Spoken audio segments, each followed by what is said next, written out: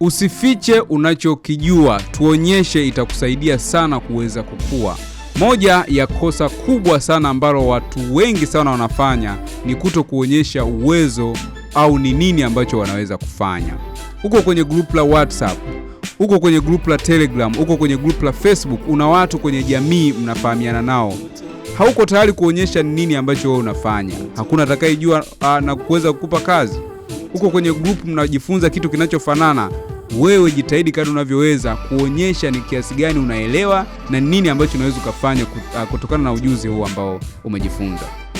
Kwa asilimia kubwa sana wanafunzi wetu wamekuwa wakipata wateja kupitia magrupu yetu ya WhatsApp kwa sababu tu wanatuma kazi mara kwa mara, wanauliza maswali na wanaonyesha kile wanachojifunza na kufanya kila siku.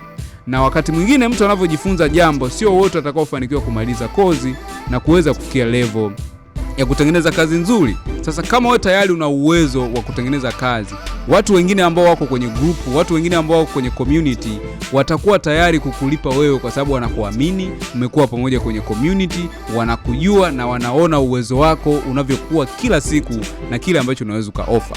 Jitahidi kadri unavyoweza unapokuwa kwenye group la WhatsApp.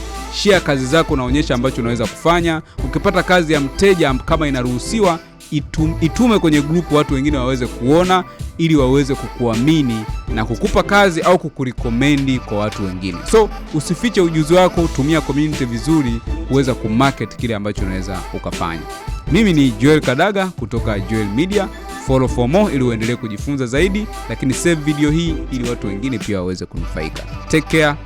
Peace.